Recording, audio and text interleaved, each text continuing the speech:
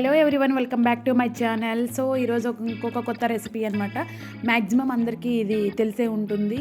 ఏంటి అంటే ఈరోజు రెసిపీ వచ్చేటప్పటికి సొరకాయతో చేసే తపెలంట్లు అంటారు, తపాల చెక్కలు అంటారు, లేదా సొరకాయ అప్పాలు అని కూడా అంటారు. ప్లేసెస్ని బట్టి డిఫరెంట్ నేమ్స్ ఉన్నాయన్నమాట ఈ రెసిపీకి. దీనికి కావాల్సిన మెయిన్ ఇంగ్రీడియంట్స్ అంటే రైస్ ఫ్లోర్ ఒకటి, బాటిల్ గడ్డ ఒకటి కావాలి. సో రైస్ ఫ్లోర్ మనకు ఇంట్లో పర్సన్స్ని బట్టి కావాల్సినంత క్వాంటిటీ తీసుకోండి. దాంట్లో సొరకాయతో పాటు దీంట్లో వేసుకోవడానికి కొంచెం కొత్తిమీర, వెల్లుల్లి రెబ్బలు, పచ్చిమిర్చి అండ్ ఆనియన్ ఇలా కట్ చేసి రెడీగా ఉంచేసుకోవాలి. అండ్ దానికంటే ముందుగా ఒక హాఫ్ అన్ అవర్ లేదా 1 అవర్ బిఫోర్ శనగపప్పు అనేది ఒక బౌల్లో వేసేసి నానబెట్టేసి, సో దీంట్లో 1 by 1 యాడ్ చేసేసుకుందాము. కొత్తిమీర ఉంటే కరివేపాకు కూడా వేసేసుకోవచ్చు. నా దగ్గర ఇక్కడ కరివేపాకు నేను లేదు, యూజ్ చేయట్లేదు. మనం ప్రిపేర్ చేసుకున్నవన్నీ ఇందులో యాడ్ చేసేసుకోవాలి ఫస్ట్. దాని తర్వాత నానబెట్టుకున్న శనగపప్పు కూడా ఇప్పుడే వేసేసుకోవచ్చు. సో దానికంటే ముందు నేనేం చేస్తున్నానంటే సొరకాయని పీల్ తీసేసుకొని మన కన్వీనియంట్ ప్రకారంగా దాన్ని ఇలా కట్ చేసుకోవాలి. కట్ చేసుకున్న తర్వాత గ్రేడర్ తోటి గ్రేడ్ చేసేసుకోవాలి. గ్రేట్ చేసుకున్న తర్వాత మనం ఆల్రెడీ చెప్పాం కదా, నానబెట్టుకున్న 1 అవర్ బిఫోర్ నానబెట్టుకున్న శనగపప్పును దీంట్లోకి వేసుకోవాలి. నేనైతే జనరల్గా శనగపప్పుతో పాటు ఒక్కొక్కసారి పెసరపప్పును కూడా యాడ్ చేస్తాను, లేదంటే వేయించిన పల్లీలను కూడా వేసుకోవచ్చు. ఇది ఇలాగే చేసుకోవాలని ఏం లేదు, మనం పిల్లలకి ఇంట్రెస్ట్ క్రియేట్ చేయాలి, వాళ్ళు కూడా తినాలి అనుకోవాలి.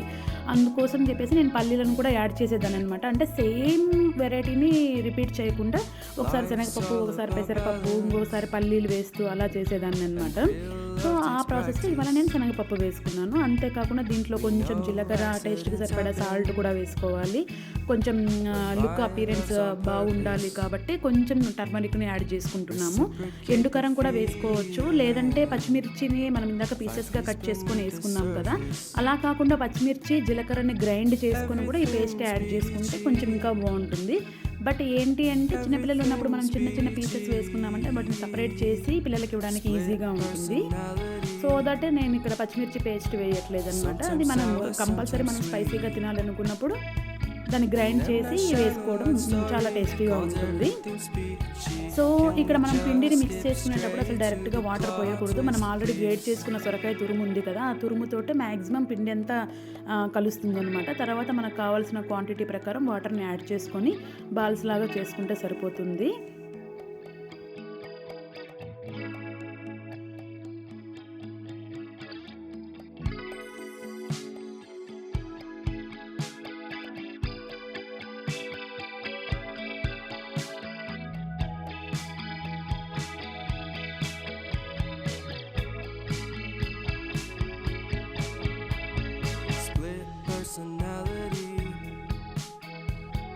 Sometimes sour, sometimes sweet.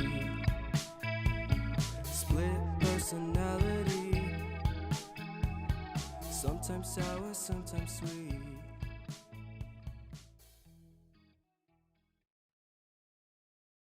So పిండిని మరీ గట్టిగా కలుపుకోకూడదు, అలానే లూజ్గా కలుపుకోకూడదు. ఇలా మెత్తగా మన చేతికి ఈజీగా ఉండే విధంగా కలుపుకోవాలి. బికాజ్ మనము వీటిని బాల్స్ చేసుకొని క్లాత్ మీద చేతితోటే ప్రెస్ చేస్తాం కాబట్టి మనకు కన్వీనియంట్గా ఉండే విధంగా ఇలా పిండిని కలుపుకోవాలన్నమాట.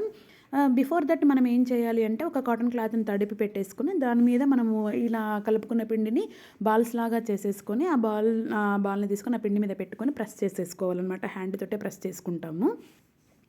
ఇలా హ్యాండ్తో ప్రెస్ చేసుకునేటప్పుడు కంపల్సరీ చేతిని తడుపుకోవాలన్నమాట. చేతిని తడుపుకున్నప్పుడు ఏమవుతుందంటే ఈజీగా ప్రెస్ అయిపోతాయి. అండ్ దెన్ మనకి ఎక్కడ ఇది విరగకుండా వస్తుందన్నమాట, సర్కిల్గా వస్తుంది. కాబట్టి హ్యాండ్ కంపల్సరీ తడిగా ఉండాలి. క్లాత్ కూడా ఆల్రెడీ తడిపి పెట్టుకున్నాం కాబట్టి కింద కూడా మనం తీసేటప్పుడు విరగకుండా ఉంటుంది. ప్రతిసారి అంతే, ప్రతిసారి ఇట్లా బాల్ లాగా చేసుకుని ప్రెస్ చేసేటప్పుడు చెయ్యి తడిగా ఉండాలన్నమాట. అలాగే ప్యాన్ని స్టవ్ మీద పెట్టుకొని ప్రీహీట్ చేసేసుకోవాలి మనం బాల్ ప్రెస్ చేసుకుంటున్నప్పుడే. ఫస్ట్ టైం చేస్తున్న వాళ్ళైతే కొంచెం ఆయిల్ ఫస్ట్ ప్యాన్ మీద వేసేసుకోండి.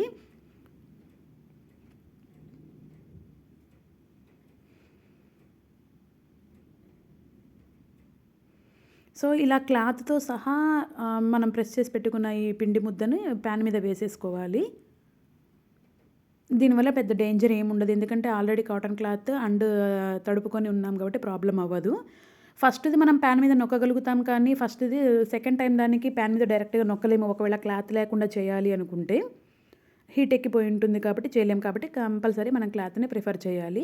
తర్వాత మళ్ళీ అది అక్కడ మనకు ఫ్రై అవుతున్నప్పుడు మనం ఏం చేయాలంటే క్లాత్‌ని మళ్ళీ తడుపుకోవాలి. తడుపుకున్న తర్వాత ఇలా మళ్ళీ బాల్‌లాగా చేసుకొని పిండిని మళ్ళీ పెట్టేసుకొని కొంచెం చేతికి తడిగా చేసుకోవాలి. చేసేసుకొని మళ్ళీ ప్రెస్ చేసేసుకొని రెడీగా పెట్టేసుకోవాలనమాట.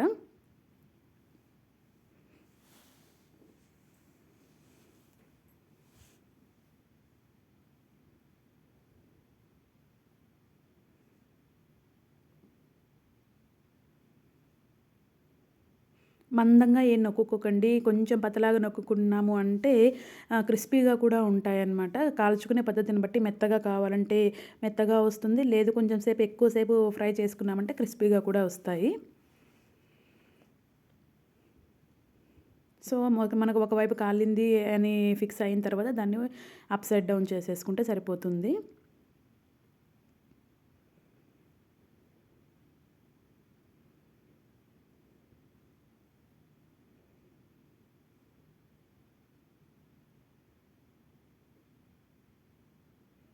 సో, ఇలాగ మనకు కలర్ మారగానే మాక్సిమం మనకు తెలిసిపోతుంది. బ్రౌనిష్ కలర్ రాగానే ఇది కుక్ అయింది అని తెలుస్తుంది కాబట్టి, దాన్ని తీసేసి మళ్ళీ వేరేది వేసేసుకోవడమే ప్యాన్ మీద.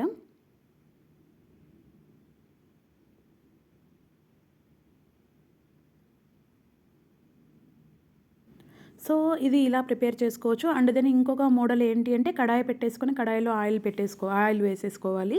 ఆయిల్ హీట్ ఎక్కిన తర్వాత మళ్ళీ సేమ్ బాల్‌లాగా తీసుకొని ప్రెస్ చేసుకోవాలనమాట. బట్ ఇక్కడ కొంచెం సైజుని తగ్గించుకోవచ్చు. ప్యాన్ కాబట్టి మనము కొంచెం ప్యాన్ సైజుని బట్టి రొట్టె అనేది కొంచెం ఎక్కువ చేసుకోవచ్చు. బట్ ఆ కడాయి కాబట్టి చిన్న చిన్నవి అప్పాల్లాగా చేసుకోవాలనమాట. సో, కడాయిలో ఆయిల్ హీట్ ఎక్కిన తర్వాత వీటిని డైరెక్ట్‌గా వదిలేసుకోవడం. దానిలో మెల్లగా వదిలేయాలి.